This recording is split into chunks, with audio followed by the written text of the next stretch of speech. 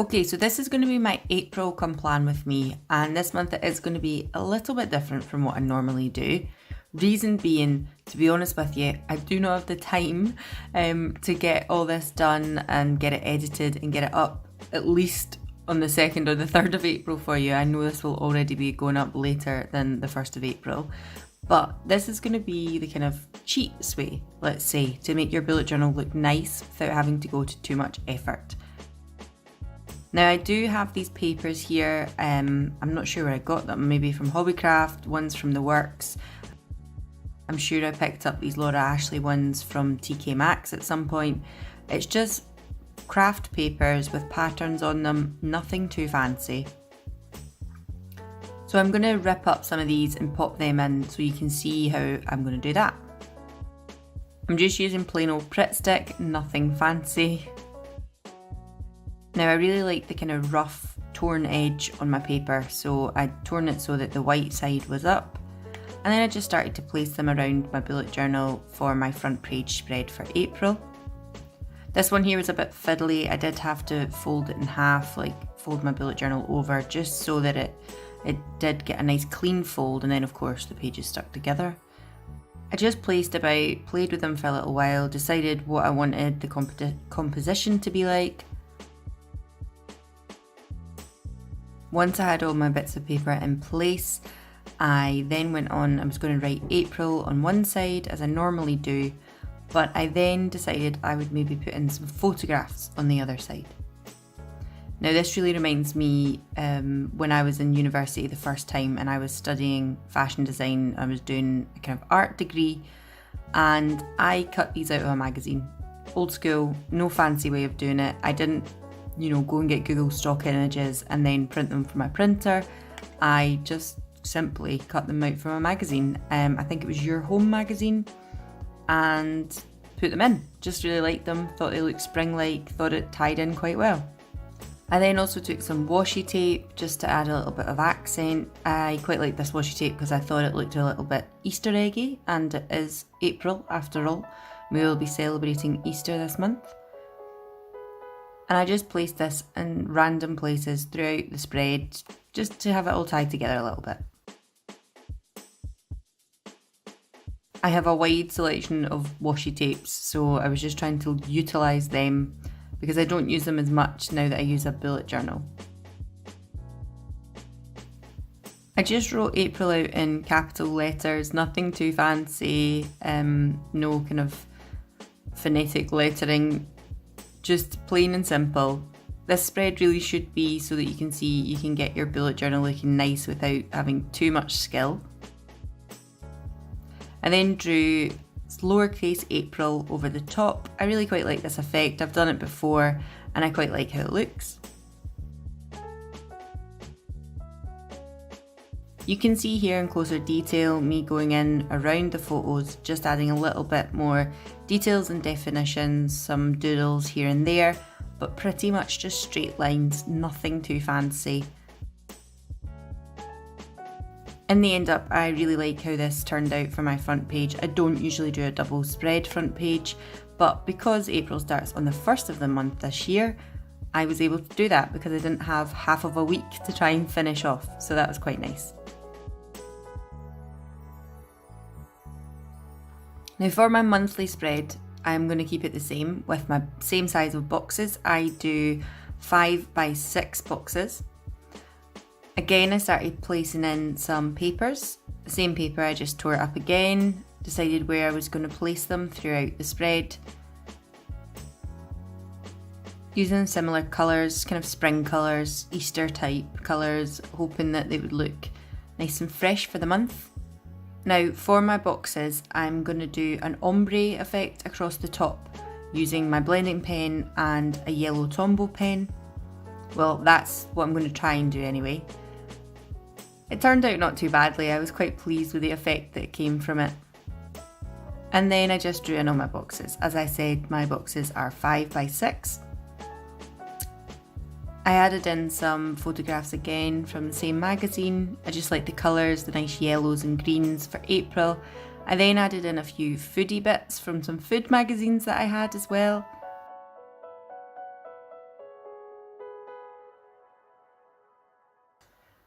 Once they were all in place, again, I just added some little accent squiggles around the edges just to make them look like they were more framed.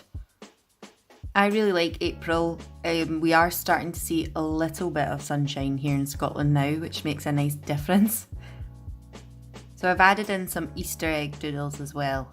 As I said, this isn't meant to be too taxing. You don't have to be, Vincent van Gogh to do this. It's really simple stuff that you've done when you were in like primary school or junior school. Just Easter eggs, not difficult at all. So I done some with spots, some with zigzags, some with squiggles, nothing fancy. I just thought it would be a nice touch. In previous years I have done strictly Easter themed Aprils, but I just wanted to throw that in there as well. I do celebrate Easter, I do like Easter, so I figured why not? I like chocolate. I then defined these with a black pen, again nothing fancy, just giving them a little bit more definition. At this point I realised I hadn't actually wrote the month anywhere, so that was a bit stupid. But I had drawn a really nice baby chick who I was quite pleased with. So I just squeezed in April on the side here, again just black lettering, nothing too fancy.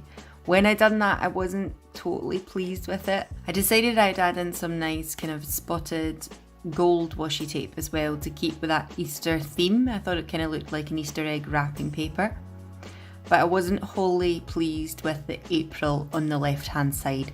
So I decided to go in with my Tombow again and just do a nicer version of it.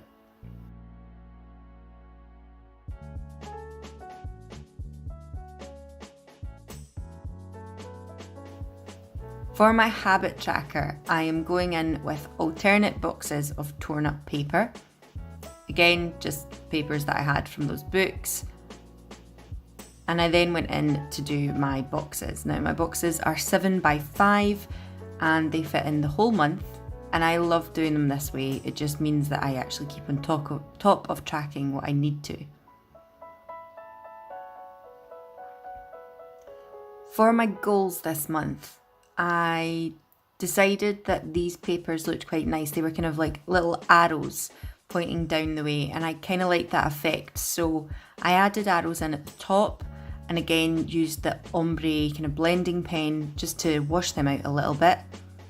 But I really liked the thought of the arrows because I could use that as a bit of a bullet point or a marker for the goals that I was going to write. Again, nothing fancy from me and my lettering. Just really straightforward, capital letters. I accentuated some of the arrows on the papers here, as you can see.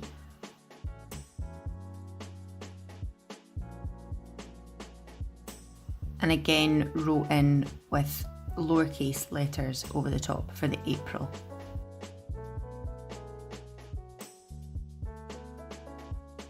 So as you can see here, I'm using that kind of arrow style to do my bullet points for my goals as well. Now looking at my goals this month, I did look at March and kind of think, where did I really fall short of them and how can I make them better this month? So there are a few things there that I've done last month and I will continue to do. So the top 3 are all about exercise, as you can see. If you look back at my March ones, I did not do any working out, which was horrific. I didn't do as much sleeping as I'd like to. My alcohol one was great. I was really pleased with that, but my reading one was bad and the no laptop and phone one was pretty poor as well. So bringing that forward into April, the top 3 I really want to combine and use appropriately to make sure that I'm being healthier. The home cooking one also ties in well with that. And the visit optometry is just something I really need to do and I've been putting off for a few months, so I really need to get round to that. The Insta post one you can see here that I have actually tied in to be one of my habit trackers. So I've got rid of the laptop one and put this one in instead. Again, I just took a nice piece of paper. This one's more kind of multicolored polka dots. It actually has little bits of glitter in it as well. But I didn't want to put bits of paper all over my weekly spread. Instead, I took some more pictures from the food magazine that I had, really to kind of urge me to do the home cooking and eating a bit healthier more often. We aren't people who get takeaways that often, but we are inclined to be very lazy and just have cheese on toast for dinner sometimes. So I'm trying to get away from that and eat proper meals a little bit more often. As you can see here, I just done alternative colours for each days of the week and then my activity log at the side.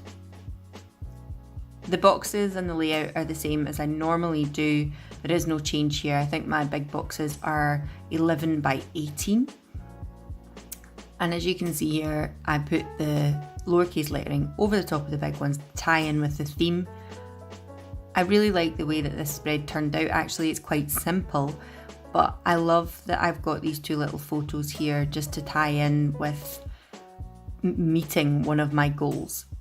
So that is my April spread. I love how this front page turned out, and it goes to show you really don't need to be any kind of artist to make your bullet journal look nice.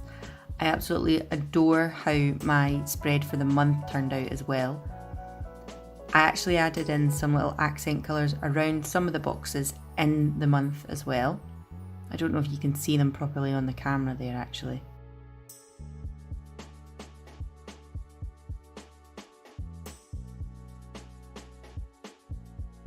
I adore how my habit tracker came out this month. I'm probably thinking that next month my habit tracker will be the same, but I may use brown paper in my layout next month and make it look a little bit more neutral. And I really like how my goals have turned out as well. Hopefully this month I will get to stick to them a little bit better. I really wasn't working out at home, that's why I thought I need to go back to the gym.